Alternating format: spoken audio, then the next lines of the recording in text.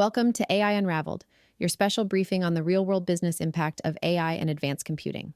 Today, we dive into a tectonic shift in the strategic landscape of computation.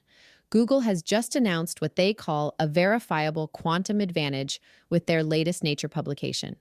This is not hype, this is a proven benchmark. The breakthrough, centered on a new algorithm called quantum echoes, is the first quantum experiment to measure a complex quantum observable that is mathematically beyond the simulation capacity of any known classical supercomputer. It's the sound of quantum chaos, and it validates the path to applications no current enterprise machine can touch. But first, a directive for AI infrastructure companies. Stop marketing to the general public. Your platform solves the hardest challenge in tech, getting secure, compliant AI into production at scale. But are you reaching the right 1%? AI Unraveled is the single destination for senior enterprise leaders, CTOs, VPs of Engineering, and MLOps heads who need production-ready solutions like yours. We have reserved a limited number of high-impact mid-roll ad spots. This is a direct line to your most valuable buyers. Secure your high-impact package immediately. Secure your mid-roll spot. Email us or check the show notes. This is a critical moment. For businesses, Quantum Echoes signals a clear, near-term reality. The path to applications in materials science, drug discovery, and advanced finance is accelerating. The question is no longer if quantum is real, but how your enterprise will build a strategy around this verifiable advantage. We break down the Nature publication and what this new family of observables means for your long-term infrastructure roadmap. Don't miss a second of this special edition. Please like and subscribe so you never miss a special briefing from AI Unraveled. Okay, let's unpack this right away, because the news we've pulled from the source material, it's pretty startling. October 22nd, 2025, Google drops this announcement about a massive quantum computing breakthrough. Yeah, and it really feels like it changes the game, doesn't it? The headline claim is just huge. It is. Their quantum computer did some specific task, an estimated 13,000 times faster than the Frontier supercomputer. And Frontier is, one of the absolute top classical machines out there. Right. But what's really significant, I think, beyond just the raw speed number is how they did it. Yeah. It's this combination of new hardware, the Willow quantum processor, and this really clever algorithm they published in Nature called quantum echoes. Exactly. And that combination, that pairing, that's really our mission for this deep dive, isn't it? We're moving beyond just talking about speed, like abstract speed. This feels like a fundamental strategic shift in how quantum progress is measured, moving away from those, let's say, unverified claims of supremacy towards verifiable, useful science. Science you can actually check and trust. That's the term they're using, verifiable quantum advantage. And it signals a new level of maturity for the whole field. It's about credibility now. Credibility and scientific robustness. Exactly. The goal is to show you, the listener, that the path forward isn't just faster, but it's actually correct. It's steering us towards solving real, complex scientific problems, not just, benchmark stunts. Okay, so to really get why verification is suddenly front and center, we probably need to look back a bit. Remind folks about the 2019 Sycamore experiment. That was the big supremacy moment. That's the one. Yeah, 2019, the 53-qubit Sycamore chip. That's when Google claimed quantum supremacy.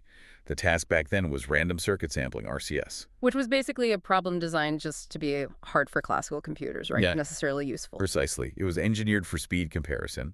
They claimed it would take a supercomputer 10,000 years to do what Sycamore did in about 200 seconds. But the pushback was immediate, and that's really why this new 2025 announcement feels so, necessary. Absolutely necessary. The critique back then was kind of two-pronged. First, IBM and others basically said, hold on, classical computers and algorithms get better too. Right. They improved the classical methods. Yeah, they argued the 10,000-year estimate was way off. Maybe it was more like 2.5 days. Still impressive, but not millennia. Okay, but the second point was maybe even more fundamental. I think so. For scientific confidence, it was crucial. The output of that RCS task. It was just a stream of random-looking numbers, bit strings. And you couldn't easily check if they were the right random bit strings. Exactly. There was no efficient way to definitively verify the answer. And, tackling abstract problems where you can't even be sure the answer is correct, well, that can erode trust pretty quickly. So fast forward to 2025, and this announcement seems like a direct response. They're setting a new bar. Verifiable quantum advantage. What does that actually require? It needs two things. based on our sources. Two essential pillars, yeah. One, the task still has to be demonstrably way too hard for classical machines. That's the advantage or speed part. Still need the speed. Still need the speed. But two, and this is the key shift, the result has to be efficiently verifiable. You need to be able to certify that the answer the quantum computer gives you is correct. Makes sense. I mean, what's the point of a super fast answer if you don't know if it's right? Exactly. There's that quote from one of the Google researchers, Tom O'Brien, that really nails it. If I can't prove to you that the data is correct, how can I do anything with it? Yeah, that cuts right to it. So how does this quantum echoes experiment actually produce a verifiable result, unlike the old random bit strings? Well, instead of just generating noise, this algorithm calculates something specific. It's a quantum expectation value derived from what's called an out-of-time order correlator, or OTOC. YTSC, okay, sounds complex. It is, but the key thing is it's a deterministic, measurable physical quantity. It's not random. It's a specific value that relates to how information scrambles in a quantum system. So it's repeatable and scientifically meaningful. Precisely. That fundamentally changes the game. You can run the experiment again and get the same type of result, and that result tells you something about the physics. Okay, let's switch gears to the hardware then. The Willow processor. This is the engine driving this. We're talking more qubits than Sycamore, right? We are. Willow's a significant upgrade. It's a 105-qubit superconducting transmon chip. So yeah, nearly double the qubits compared to Sycamore's 53. Double the qubits. But is it just about the number? Not at all. Often the quality is more important than the quantity at this stage, and the quality has improved. They're reporting an average 2-qubit entangling gate fidelity of 99.88%. 99.88%. That sounds almost perfect.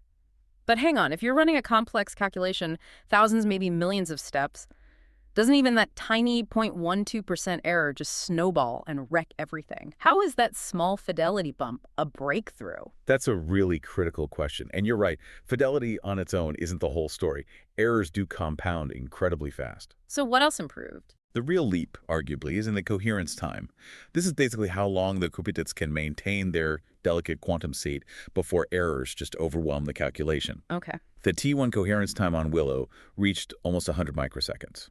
Now, compare that to Sycamore, which was around 20 microseconds. Wow. Okay, so that's roughly a 5-fold improvement. Yeah, about 5 times longer. And that's huge. It means you have a much longer window to actually perform operations. So better fidelity plus 5 times longer to actually compute. That means you can run circuits that are 5 times deeper, more complex, before the quantum state just dissolves into noise. Exactly. More gates, more intricate calculations become possible within that coherence window. And this improved quality, this combination of fidelity and coherence, directly enabled another major milestone reported with Willow. Ah, the error correction pit. Our sources highlighted this. Willow was the first chip to demonstrate below-threshold quantum error correction. What does that actually mean for, someone listening? Okay, so the basic idea of quantum error correction is you use multiple physical qubits to represent a single, more robust logical qubit.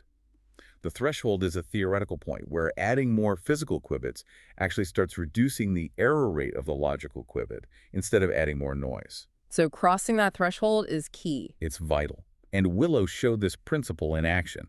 They demonstrated that when they scaled up the encoding, say from a 3x3 grid of physical qubits to a 7x7 grid, the error rate of the logical information they stored did decrease exponentially. So it proves the underlying theory works on real hardware, that scaling up can suppress errors. Precisely. It's a proof of principle that the path towards building a large, fault-tolerant machine, which absolutely needs error correction, is viable. It works. Okay, that sounds like problem solved. Let's build the fault-tolerant machine. But I suspect there's a but coming, a reality check. Yeah, there's always a but in quantum computing right now. While this is historic, Willow is still firmly in what we call the NI-skew era. Noisy intermediate scale quantum. Right. The logical error rates they achieved while demonstrating the principle were around 0.14% per cycle. Still quite high. How high compared to what we need? Well, the target for running really powerful algorithms, like Shor's algorithm for breaking encryption, is believed to be an error rate around 10 to the minus 6, so 0.00001%. Okay, so 0.14% versus 0.00001%. That's roughly 1,000 times higher, orders of magnitude away. So huge progress on the principle, but the actual error rates are still far too high for fault-tolerant computing. Got it. So the hardware's improving, error correction concepts are being validated, but noise is still a major challenge. Which I guess puts even more pressure on the algorithms to be incredibly clever, right? Like quantum echoes. Exactly. You need algorithms that can extract useful information despite the noise. So let's dig into quantum echoes. You mentioned it measures OTOCs, out-of-time order correlators. Remind us what those tell us again. OTOCs are basically a mathematical probe for how information spreads or scrambles in a complex quantum system. Think of it like the quantum version of the butterfly effect. How quickly a tiny disturbance ripples outwards and affects everything. Yeah, that's a good way to think about it. It measures the onset of quantum chaos. Okay, chaos sounds like the enemy of computation. How does this echoes technique manage to get a clean, verifiable signal out of quantum chaos? That seems counterintuitive. It does, but the technique is really quite ingenious. It sort of turns the chaos into a tool. It works in 4 main steps. Okay, walk us through it. First, you let the quantum system evolve forward in time naturally. Things get scrambled, chaotic. Step 1, scramble. Got it. Step 2, you introduce a very small, controlled perturbation, a little poke to the system. Step 2, poke the chaos. Yeah. Then step 3, and this is the clever part, Yeah. you evolve the system backwards in time. Essentially, you try to run the quantum movie in reverse. Reverse the scrambling. Okay. Finally, step 4, you measure the final state. So how does running it backwards help? What's the echo? Well, think about it. If you just ran it forward and then perfectly backward without the poke, you should ideally end up back where you started. The backward evolution cancels the forward one. Right, a perfect echo would mean no change. Exactly. But with that tiny perturbation from step 2, the backward evolution doesn't perfectly cancel the forward one anymore. There's a mismatch. Because the poke changed things slightly. Precisely. And here's the crucial physics. Hmm. The forward and backward evolutions interfere with each other quantum mechanically. It's called many-body interference. This interference pattern actually amplifies the effect of that tiny perturbation relative to the background chaos. So the chaos partially cancels itself out, making the small signal easier to see. That's the essence of it. It allows the signal related to the OTOC to decay much more slowly than you'd expect, making it measurable even on a noisy processor like Willow. It cleverly uses quantum interference to isolate the signal you care about. And that reliance on quantum interference, that's the wall classical computers hit, right? That's why they can't keep Yep. up. That's the fundamental reason. Classical simulations track probabilities, always positive numbers. But quantum mechanics runs on probability amplitudes, which are complex numbers. They can be positive, negative, imaginary. They behave like waves. Waves can interfere, cancel each other out. Exactly. Classical computers simulating these systems run into what's called the sign problem. Trying to average out vast numbers of positive and negative pathways leads to catastrophic cancellation errors. They just can't efficiently handle that quantum interference. And the scale difference is just mind-boggling. The sources mention simulating just 65 qubits for this experiment. Yeah, an exact classical simulation would mean storing and manipulating a vector with 2 to the power of 65 complex numbers. That's astronomical, way beyond any current or even foreseeable classical machine. Which leads back to the performance claim. Right. That's how they estimate that calculating just a single data point for this specific OTOC experiment would take Frontier, the supercomputer, something like 3.2 years. 3 years versus hours on Willow. And because the result is a verifiable physical quantity, you can trust that speed gap. That's the 13,000-fold advantage, and it's verifiable. Okay, massive speed up, verifiable result, check. Now, the crucial next step, making it useful. They didn't just run an abstract calculation, they applied this to something, right? A real physical problem. They did. The first application demonstrated was something called Hamiltonian learning. The Hamiltonian, that's like the fundamental rule book for a quantum system. It's energy and interactions. Exactly. If you can figure out the Hamiltonian, you understand the system's behavior. The idea here is that the OTOC signal, how that information scrambles, acts like a unique fingerprint for the system's dynamics. So you run the quantum simulation, get the OTOC fingerprint, and match it to a real system to deduce its rules. That's the core concept. By measuring these OTOCs, you learn about the underlying interactions described by the Hamiltonian. And the specific application they used as a test case was related to NMR nuclear magnetic resonance. Yeah, NMR spectroscopy. It's a standard technique, often used in chemistry and biology, to figure out the 3D structure of molecules. So what did the quantum echoes algorithm do for NMR in this proof of concept? They used the quantum simulation to effectively probe the magnetic interactions between atoms within a molecule. The key finding was that the quantum simulation could detect interactions between atoms that were further apart than what standard NMR techniques can typically resolve. Ah, so it's like having a ruler that can measure longer distances within the molecule. That's the analogy they use, yeah. A longer molecular ruler. Mm, It potentially allows you to see finer details of molecular geometry over greater atomic separations. that sounds potentially very useful. But we need that critical clarification again. This specific NMR experiment on these small molecules. Was it actually beyond what classical computers could do? No, it wasn't. For the small molecules they tested, a classical computer could have done the simulation. So why do it then? Because this is arguably the most vital step for building trust and moving forward. Think of it as the hello world for this whole approach. The first basic program you run to make sure everything works? Exactly. It proves that the entire pipeline, the quantum echoes algorithm running on the noisy Willow hardware, interfacing with the control systems, can correctly solve a known problem where we already know the answer, or can calculate it classically. So it validates the tool. It validates the tool. It establishes the baseline confidence needed before you turn this tool loose on problems that are genuinely too hard for any classical machine. You first show it works where you can check it. That makes a lot of sense. Build the confidence first. So with that confidence hopefully established, where does this capability point us? What are the big future applications everyone's excited about? Well, two fields consistently come up: drug discovery and material science. Let's take drug discovery first. What's the bottleneck that quantum computers could break? Simulating molecules accurately requires quantum mechanics, especially understanding how drugs bind to target proteins. Classical computers really struggle to do this accurately for large, complex molecules. The computational cost just explodes. So quantum computers could model those interactions precisely. That's the hope.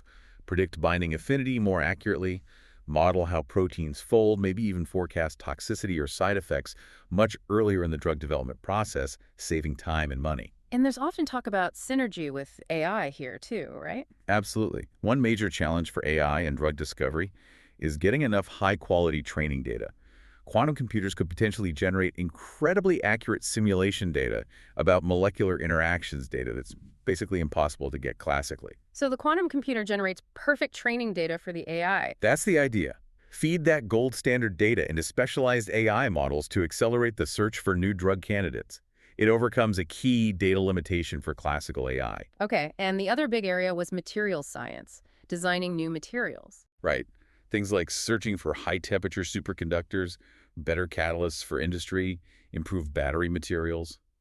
Again, the challenge is classical computers hitting a wall when trying to solve the fundamental equation of quantum mechanics, the Schrödinger equation for complex materials. It just gets exponentially harder. Exponentially harder.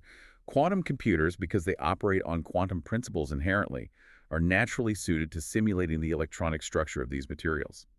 The dream is to move from trial and error discovery to rational, targeted design based on accurate simulations. It all sounds incredibly promising, a potential revolution in science and technology. But let's bring it back to that reality check one last time. Google has its own roadmap with milestones. Where does this achievement fit, and how far is the road ahead? Yeah, they laid out a 6-milestone plan. Milestone 1 was achieving that early supremacy demonstration. Milestone 2 was demonstrating the prototype error correction, which they essentially achieved with Willow. Okay, so we're past M1 and M2. What's next? The current big goal is Milestone 3, creating a robust, long-lived logical qubit. This is a much higher bar. What does that entail? The target specs are something like encoding one logical qubit, using around 1,000 physical qubits, having it survive for maybe 1 million computational steps, and achieving that incredibly low error rate we talked about, around 10 to the 6, 1 in a million. And we're still facing that 1,000-fold gap in error rates from what Willow showed, even with the breakthrough. We are. That gap remains the major hurdle. Closing it requires significant improvements in qubit quality, coherence, gate fidelity, and the engineering of the error correction codes themselves. And external experts echo this caution, right? It's progress, but the mountain is still steep. Definitely. Professor Winfried Hensinger, for example, acknowledged this is convincing proof of increasing power, but pointed out it addresses a relatively narrow scientific problem. True fault-tolerant machines, the kind needed for the really big applications, likely require hundreds of thousands, maybe millions of physical qubits. And the engineering challenges there. Yeah. Cooling, control. Immense, especially maintaining the necessary cryogenic temperatures and stability at that scale. It's a monumental engineering task alongside the fundamental physics challenges. Okay, so let's try to sum up the big picture here. The quantum echoes breakthrough, powered by the Willow chip, really marks a shift, doesn't it? Moving away from just abstract speed contests Right. towards a scientifically solid methodology. Verifiable quantum advantage, speed plus correctness you can trust. I think that's the key takeaway. It gives the field a clear direction and, crucially, a verifiable method for using these early quantum computers as actual scientific instruments. It starts to answer not just if they're faster, but how we can reliably use them to probe nature. It sets a standard for meaningful progress. Okay, so here's a final thought for you, our listeners, to chew on, building on all this. We've heard how this quantum echoes technique can cleverly use quantum chaos, turn it from a bug into a feature, making faint signals measurable. It acted like a longer molecular ruler in that small NMR test case. So question is, what currently impenetrable, massive, complex quantum system, maybe in fundamental biology, maybe in the dynamics of exotic materials, or even high-energy physics, what system will be the first to truly reveal its secrets when we point this new, verifiable quantum instrument at it? What grand scientific mystery will the first reliable quantum echo finally help us solve? That's it for today's deep dive. We hope you walked away with actionable insights for your enterprise strategy. Before you go, let me remind you of the unparalleled value of this platform. AI Unraveled delivers deep, uncompromised technical insight that keeps our audience, senior enterprise leaders, tuned in to the very last minute. That sustained attention is the best place for your ad. This is your opportunity for a direct line to your most valuable buyers, the CTOs, VPs of Engineering, and MLOps heads who sign off on high-stakes infrastructure. Stop wasting budget on general marketing noise. Secure your high-impact premium ad campaign right here. Email us today to reserve your mid-roll package, info@djamgatech.com. Thank you for listening to AI Unraveled. We'll be back tomorrow with more.